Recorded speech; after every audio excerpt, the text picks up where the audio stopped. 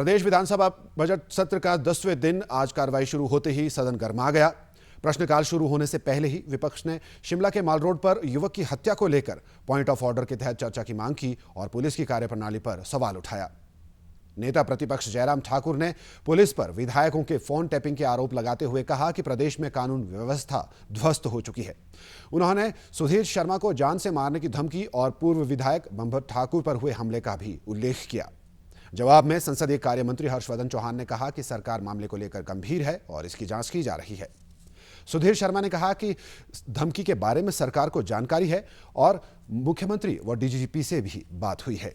उन्होंने कहा कि सरकार मामले को लेकर गंभीर है। वहीं चौपाल के विधायक बलबीर वर्मा ने कहा कि पुलिस रिपोर्टिंग रूम के सामने हत्या की वारदात होना प्रदेश को शर्मसार करने वाली घटना है।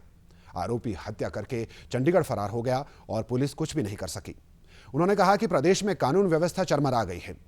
शिमला शहरी के विधायक हरीश जनार्था ने कहा कि आरोपी को पकड़ने के लिए पुलिस की 3 टीमें चंडीगढ़ रवाना हो गई हैं और बहुत जल्दी आरोपी पुलिस की गिरफ्त में होगा। विधानसभा से हमारी सहयोगी हेमलता जुड़ रही हैं। जी हेमलता, बजट सत्र का आज 10वां दिन है और 2 दिन के अंतराल के बाद आज विधानसभा का सत्र चला है, तो आज के दिन क्या कुछ खास रहा?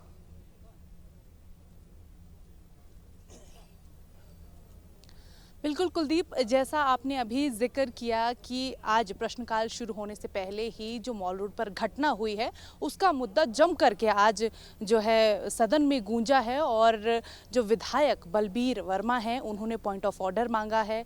तो ऐसे में पहले बहुत ज़्यादा चर्चा इस बात को लेकर की हुई। हालांकि जो विधानसभा अध्यक्ष हैं उन्होंने कहा कि कटौती प्रस्ताव के दौरान इस मामले को विस्तृत से जो है चर्चा इस पर हो सकती है, लेकिन इस पर जो नेता प्रतिपक्ष है जयराम ठाकुर ने भी अपना जो सुझाव और अपनी जो बातें हैं वो रखी है।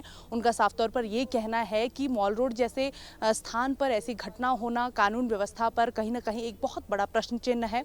और साथ ही साथ जो युवा था उसके परिजनों का ये भी कहना है कि अगर आरोपी जल्द से जल्द नहीं पकड़ा जाता है तो वो अपने जो युवा है उसका शव नहीं ले जाएंगे अस्पताल में। जो उनका पूरे जो परिजन है साथ ही साथ जो गांव वाले हैं वो वहां पर पहुंच चुके हैं। उनका साफ तौर पर कहना है कि आरोपी को जल्द से जल्द पकड़ा जाए और बलबीर वर्मा ने भी इस पर जो है सरकार को कड़ा संज्ञान लेने के लिए कहा है। लेकिन जो ये मुद्दा है ये कहीं ना कहीं प्रदेश की कानून व्यवस्था पर सवाल खड़े कर रहा है अपने आप में, क्योंकि शिमला के रिपोर्टिंग रूम के सामने ये सारा वाकया हुआ है और ऐसे में जो विस्तृत जानकारी बलबीर वर्मा ने प्रस्तुत की है सदन में उसके अनुसार जो युवक है वो मदद के लिए कंट्रोल रूम की तरफ भागा था, लेकिन उसकी आवाज़ किसी ने नहीं सुनी और ऐसे में कई बार जो उसने है आवाज़ लगाने की कोशिश की और बाद में दरवाजे का शीशा तोड़ने के बाद तब जाकर के पुलिस जागी है। और ये भी आरोप यहाँ पर लगाए हैं विधायक ने कि जो पुलिस है वो सोती रह गई है। आरोपी काफ़ी समय तक शिमला में घूमता रहा है, उसके बाद वो प्रदेश से भागने में भी कामयाब हुआ है। तो ये मुद्दा आज सदन में खूब गरमाया है, इसको लेकर के खूब चर्चा हुई है। मुख्यमंत्री की अनुपस्थिति में हर्षवर्धन चौहान ने कहा कि ये जो गंभीर मुद्दा है इसको लेकर के सरकार नज़र बनाए हुए है, लेकिन मुख्यमंत्री अब पहुंच चुके हैं सदन में। वो किसी कार्यक्रम में गए हुए थे, नहीं पहुंच पाए थे, लेकिन अब वो आ चुके हैं। अब इसका जवाब मुख्यमंत्री सुखविंदर सिंह सुक्खू विस्तार से ज़रूर देने वाले हैं।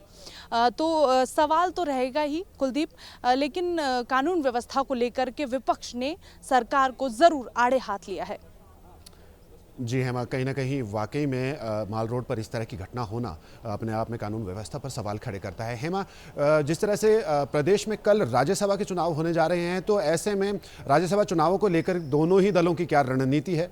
सुनने में आ रहा है कि कांग्रेस की इस बारे में विधायक दल की बैठक होने जा रही है, इस बारे में क्या जानकारी है? बिल्कुल बिल्कुल कुलदीप, कल का जो दिन है बहुत अहम दिन है, क्योंकि जो दोनों ही पार्टियां हैं उनके प्रत्याशी मैदान में हैं। मुख्यमंत्री की साख का सवाल है और कहीं ना कहीं जो राजनीति के गलियारे हैं वहां पर क्रॉस वोटिंग को लेकर के जम करके चर्चा हो रही है। जहां भाजपा विधायक जो है बैठकर अपनी रणनीति तैयार कर रहे हैं, तो वहीं कांग्रेस भी आज जो है बैठक करेगी और आने वाला जो कल राज्यसभा का चुनाव है उसको लेकर के यहाँ पर रणनीति तैयार की जाएगी। लेकिन देखना ये होगा कि क्या क्रॉस वोटिंग होगी या नहीं होगी। कल शाम तक ये सारी चीज़ें स्पष्ट हो जाएगी, लेकिन उससे पहले जो दोनों ही उम्मीदवार हैं वो भी अपनी अपनी जीत को लेकर के बहुत ज़्यादा कॉन्फिडेंट नज़र आ रहे हैं, लेकिन जो परिस्थिति है वो कल तक ही स्पष्ट हो पाएगी।